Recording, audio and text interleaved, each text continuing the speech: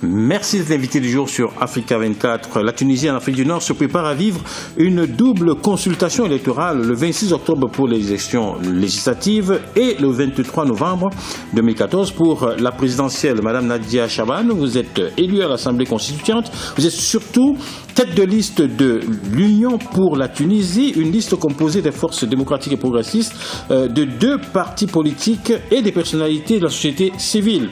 Quels sont les enjeux de ces législatives 2014 en Tunisie ? Il y a un double enjeu par rapport à ces législatives, puisque d'une part, il va falloir mettre en application un peu cette constitution qui a été votée l'année dernière et qu'il va falloir lui donner corps et la transformer en réalité, parce qu'il y a des droits économiques et sociaux qui ont été promulgués, des instances indépendantes, une cour constitutionnelle, tout ça, il va falloir légiférer autour et harmoniser les textes de loi. Donc il y a un enjeu législatif extrêmement important, il y a des nouvelles institutions à mettre en place, mais il y a surtout à réfléchir le devenir de la Tunisie dans une forme de rupture par rapport à ce qu'on a connu jusqu'à maintenant, parce que les soulèvements du 14 janvier n'ont toujours pas vu de concrétisation. Et non seulement ils n'ont pas vu leur aboutissement, mais ça a été la dernière des préoccupations des 3 dernières années. Donc aujourd'hui, il faut revenir à ces engagements et à ces objectifs pour essayer de les réaliser. Et l'enjeu, il est socio-économique essentiellement. Alors, la campagne a démarré depuis le 8 octobre. Elle bat son plein. Il y a un peu plus de 13 000 candidats, je crois 13 337 exactement, qui sont en liste pour 217 sièges du nouveau Parlement. Quel est le projet de la liste Union pour la Tunisie, liste, encore une fois, dont vous êtes la tête de liste? Alors, pour nous, il y a 3 priorités qu'il va falloir mettre en œuvre. La première priorité, c'est stabiliser le pays, le sécuriser. Donc, il y a un renforcement de l'armée et de la défense aujourd'hui qui reste prioritaire pour combattre le terrorisme, parce qu'on a quand même ce fléau, et c'est conjointement et en partenariat avec l'Algérie et tous nos voisins. Donc il va falloir tout mettre en œuvre pour pouvoir sécuriser le pays et faire disparaître toutes ces armes qui circulent et autres. Parce que c'est fondamental, vous ne pouvez pas parler d'économie et d'investissement si vous êtes sur une situation aussi insécurisée et pas du tout fiable. Donc cet enjeu-là démarre. Il y a un deuxième enjeu qui est on est face à des institutions aujourd'hui et une administration tunisienne qui est un peu vieillotte, qui date des années 60 et 70. Vous voulez donner un coup de jeu là-dessus, c'est ça ?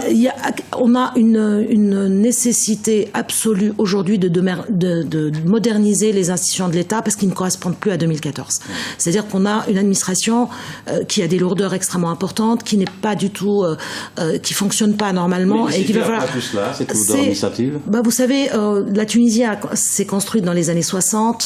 Avec une configuration et un profil de population qui a évolué entre-temps. Et il y a eu des technologies autres qui se sont introduites et tout ça n'a pas été réellement mis à jour. Et en plus, il y a un phénomène de corruption qui gangrène le pays, qu'il va falloir éradiquer. Pour pouvoir le faire, il faut restructurer toutes ces administrations, toutes ces institutions, entreprises publiques et autres, entamer une vraie campagne nationale et un vrai plan national sur la lutte contre la corruption pour remettre de la confiance. Alors, c'est un beau projet, tout ce que vous racontez là, mais est-ce que vous disposez des moyens pour y parvenir ? On se donne les moyens parce qu'il y a des moyens, il y a des ressources aujourd'hui en Tunisie.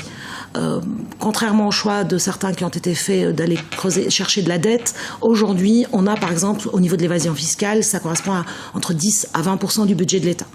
Donc, si vous mettez un plan pour récupérer, ne serait-ce que sur la base, sur cette marge d'évasion fiscale, vous récupérez quasiment un point de croissance. Et donc, c'est du 15 000 emplois à créer, uniquement en ressources internes. Donc, il y a d'autres leviers. Il y a de la contrebande aujourd'hui qu'il va falloir éradiquer également, qui est en train de mettre en péril des petits commerces et qui à peu près correspond à 20% du marché aujourd'hui. Tous ces phénomènes-là, je ne pense pas qu'on puisse proposer une alternative économique en parallèle de phénomènes aussi dangereux et aussi gangrénants. Alors, donc, on commence par faire un coup de ménage et à partir de là, on remet de la confiance et de la transparence pour pouvoir investir, désenclaver les régions intérieures, retravailler sur un projet de décentralisation de manière à pouvoir entraîner toute la Tunisie dans ce mouvement de la refonte et de la construction. Alors, il y a de plus en plus de femmes qui s'impliquent dans la vie politique tunisienne. Vous n'êtes pas la seule. Et on a envie de vous demander, cette présence féminine, est-ce qu'elle elle suffit véritablement à faire de la Tunisie une nouvelle Tunisie? Alors, c'est la loi électorale qui a permis une féminisation importante, puisque c'est une loi paritaire qui oblige les partis politiques à présenter des listes paritaires, et ils sont très très peu aujourd'hui à présenter des femmes en tête de liste. Moi, j'appartiens à une coalition, il y a 10 femmes tête de liste, et on est quasiment la seule. Aujourd'hui, donc il y a encore beaucoup de travail à faire. Il y a des disparités. Les femmes, elles ont peur d'y aller? Qu'est-ce qui se passe? Ou c'est les hommes qui ne permettent pas aux femmes d'y aller? C'est-à-dire que non, c'est surtout au niveau des partis politiques, il y a un vrai souci. Je veux dire, beaucoup de partis n'arrivent pas à intégrer des femmes dans leur rang parce que ils sont complètement sur des pratiques qui tiennent pas compte des réalités des femmes et des attentes des femmes. Donc moi, je pense qu'aujourd'hui, la féminisation des cadres politiques et en même temps associatifs, parce que c'est aussi le cas dans les associations où il y a une majorité de femmes présentes sur le terrain, fait que c'est celles qui maintiennent le cap par rapport aux vrais objectifs à réaliser aujourd'hui. C'est celles qui sont en train de sauver le pays, qui sont en train de travailler. Mais en même temps, c'est celles qui sont discriminées et qui sont écartées et exclues. Quand on voit les disparités salariales, par exemple, dans le secteur agricole, c'est un vrai scandale. Quand on voit les disparités de traitement, les violences que subissent les femmes et autres, il y a encore beaucoup de travail à faire. Un bon pas a été franchi. Il y a une consécration de l'égalité dans la Constitution. Mais maintenant, il va falloir s'atteler au vrai chantier de la transformation sociétale. La femme est l'avenir de la Tunisie?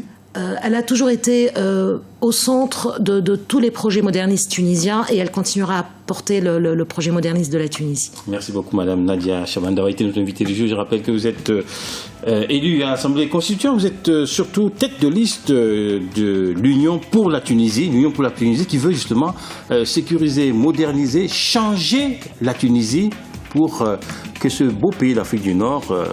on a envie de dire, retrouve une seconde jeunesse. Restez sur notre chaîne, l'information continue sur Africa 24.